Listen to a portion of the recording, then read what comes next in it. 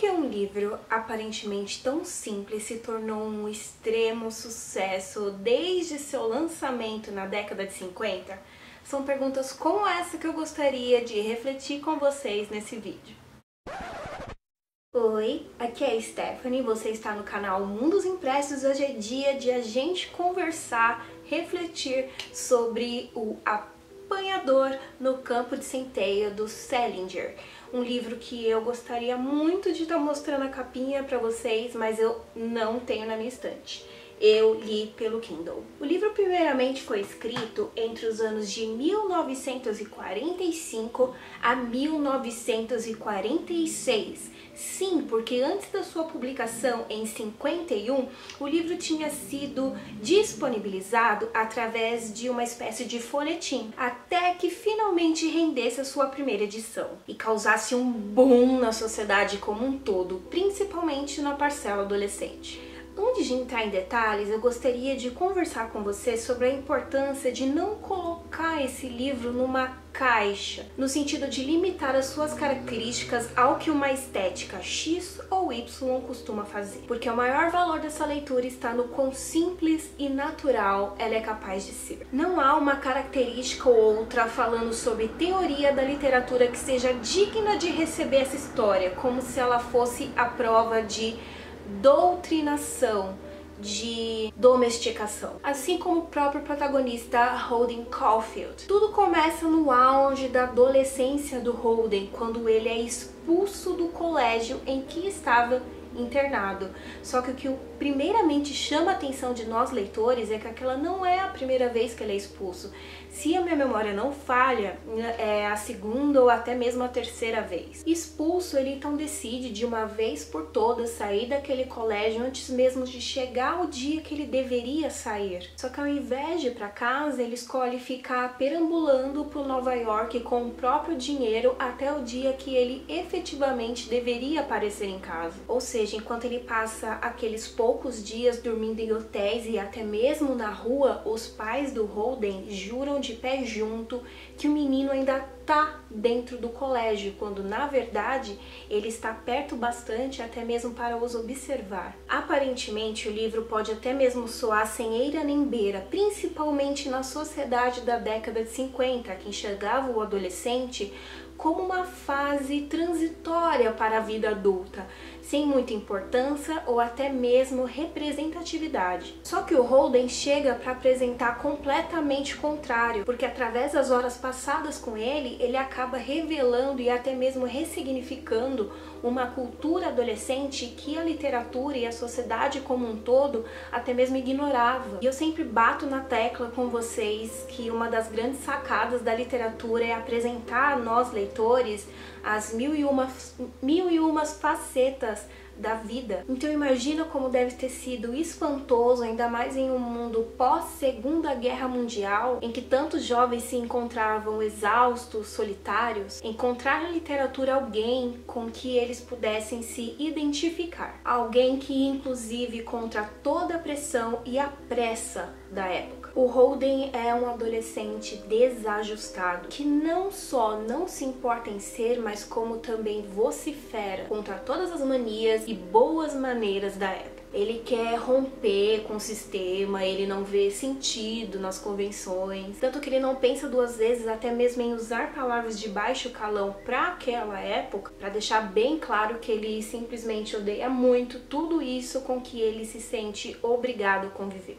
E isso acabou apaixonando os leitores, os deixou fascinados, porque eles puderam conhecer uma pessoa que, assim como eles, não conseguia se reconhecer na sociedade. Como se essa sociedade até mesmo não tivesse algo a oferecer e devesse ser terminantemente rejeitada. E rejeição tá aí um tema que para alguns jovens pesou muito mais do que o normal, ao ponto de até mesmo fazer com que o livro criasse uma espécie de aura amaldiçoada. Digo isso porque o Apanhador no Campo de Centeio para alguns se tornou uma espécie de inspiração para assassinatos famosos de pessoas famosas. E eu tenho certeza que você já deve ter ouvido falar de algum deles. Como é o caso da atriz Rebecca Schaeffer, que foi assassinada em 1988 por um homem que estava carregando com ele o apanhador no campo de centeio. E o próprio presidente dos Estados Unidos, Ronald Reagan, em 1981 sofreu um atentado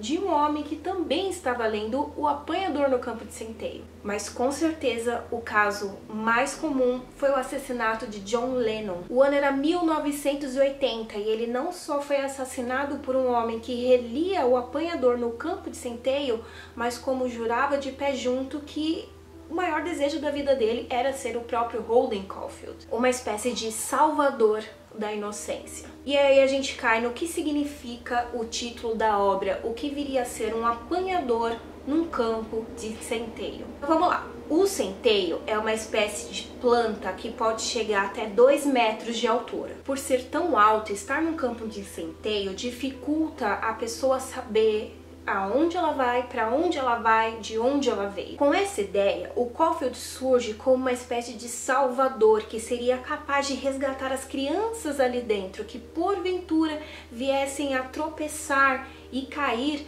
em uma espécie de penhasco que ele idealizou na cabeça dele. E o que seria esse penhasco? Seria a perda da inocência. Então, quando Holden Caulfield fala que o maior desejo dele era se tornar um apanhador no campo de centeio, ele simbolicamente ele falava sobre o quanto ele se sentia na obrigação de salvar aquelas crianças da inocência, da perda da inocência, de uma perda que viria quando essas crianças se tornassem adultas. E tá aí o argumento mal interpretado por aqueles que assassinaram a Rebecca Schaeffer, o John Lennon e vai saber mais quantas outras pessoas. Como se essas vítimas precisassem ser paradas por estarem seguindo um caminho que esses fãs julgavam ser errado, perigoso. Esses assassinos, então, eles se viram como salvadores, como apanhadores, quando na verdade eles estavam destruindo não só a vida dessas pessoas, mas também de várias outras interligadas. Mas ao contrário do que todo mundo pensa, o livro está muito longe de incentivar assassinatos. O Holden sequer fala a respeito disso.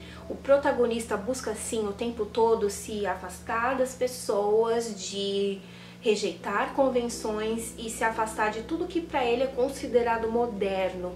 Tanto que o local favorito dele da vida é um museu em Nova York. Um museu que simbolicamente mostra a vida parada, estacionada, sem ser capaz de se tornar adulta, de evoluir, de se modificar.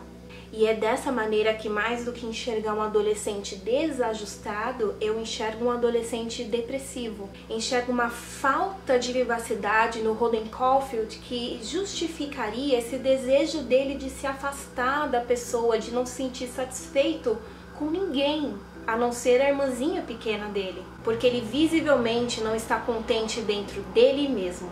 Essa repulsa, esse desgosto pela vida, na verdade acaba apresentando ao leitor um personagem que não sente ânimo para viver. E talvez seja exatamente esse motivo de causar tanta identificação com tanta gente. Porque no mundo pós-Segunda Guerra Mundial, as pessoas se sentiam desanimadas, sozinhas, perdidas. E o jovem, a partir da leitura desse livro, começou a perceber que por anos e anos e anos e anos ele foi visto como inútil, como se ele estivesse ali só para se tornar adulto, só para finalmente ter certa importância na sociedade. O próprio Holden acaba percebendo isso, muitos leitores acabam percebendo isso. Só que a literatura, com sua imensa capacidade de representar a vida, ainda não tem controle de como essa mensagem vai ser recebida por toda e qualquer pessoa. E assim o livro acaba sendo visto como amaldiçoado por muitos, quando na verdade se trata de uma história aparentemente despretensiosa que traz uma grande reflexão, principalmente sobre a própria depressão em si, porque o Caulfield está sozinho o tempo todo e a única pessoa que estende a mão para ele é a sua irmã criança.